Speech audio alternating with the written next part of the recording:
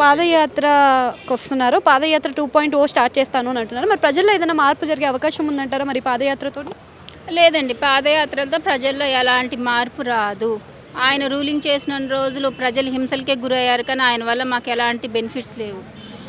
అంటే పాదయాత్ర చేశారు, అక్కడ బాగానే ఉంది. పాదయాత్ర చేశాక సీఎం అయ్యాక 5 years జనం ముఖం కూడా చూడలేదు, ఒక్కసారి కూడా చూడలేదు. సరే సీఎం అంటే బిజీగా ఉంటారు, ఆయన కింద మినిస్టర్స్, ఎమ్మెల్యే, ఎమ్మెల్సీస్ ఎవ్వరు కూడా పబ్లిక్ ముఖం ఆయన ఎప్పుడు కూడా చూడలేదు. ఎంతసేపు దొరికినంత దోచుకుంటారు, ఎవరికి దొరికినంత వాళ్ళు దోచుకున్నారు. అంటే గతంలో కూడా ఆయన పాదయాత్ర చేసినప్పుడు విజయంని సాధించారు కదా, ఇప్పుడు కూడా అదే మార్పు చెందే అవకాశం ఉందని కొంతమంది విజయం సాధించారు. అందులో నేను కూడా వన్ ఆఫ్ ది మెంబరు.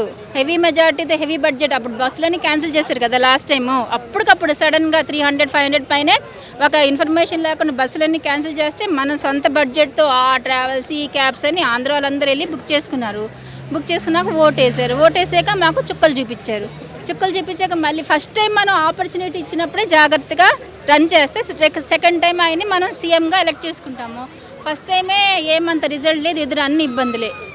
ఎందుకోసం అంటే ఇచ్చిన పథకాలు కానీ, నవరత్నాలు కానీ, అలానే ఎడ్యుకేషన్ సిస్టంలో కూడా నేను ఎడ్యుకేషన్ అనగానే ఇంగ్లీష్ మీడియాన్ని ప్రొజెక్టర్స్ నేను తీసుకొచ్చిన సీఎం జగన్ వచ్చాక ఓన్లీ ఎడ్యుకేషన్ ఒకటి, హాస్పిటల్ ఒకటి బాగా డెవలప్ అయినాయి, అదొక్కటే కనిపిస్తున్నాయి. ఇంకా ఆ స్కీమ్ ఈ స్కీమ్ అంటారు, కానీ అవేం పర్మనెంట్ సొల్యూషన్ ఏం కాదు కదా. 5 క్యాపిటల్స్, 10 క్యాపిటల్స్, 4 క్యాపిటల్, ఎన్నెన్నో క్యాపిటల్స్ అన్నారు. 3 అంటారు, కాసేపు 5 అంటారు, కాసేపు 4 రాజధానులు అంటారు. అన్ని రాజధానీలు అన్నీ అన్నారు, కానీ ఏది లేదు అక్కడ. అసలు బేసిక్ రోడే వేయించలేదు.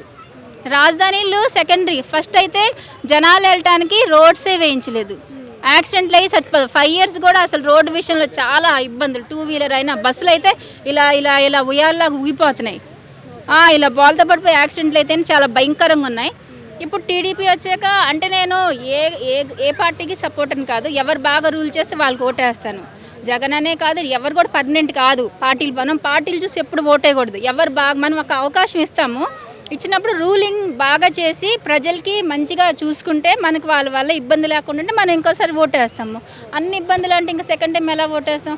ఇప్పుడు టీడీపీ వచ్చాక, పవన్ కళ్యాణ్ గారు వచ్చాక మరి వెంటనే రోడ్స్ ఎలక్ట్ అయిన 2 monthsకి రోడ్స్ అవన్నీ వేయించి కొన్ని ఏరియాస్లో అయితే రోడ్స్ బాగా పడినాయి. ఇంకా కొన్ని విలేజెస్లో అవ్వలేదు, అవి కూడా అలాగే కంప్లీట్ చేస్తే బాగుంటుంది.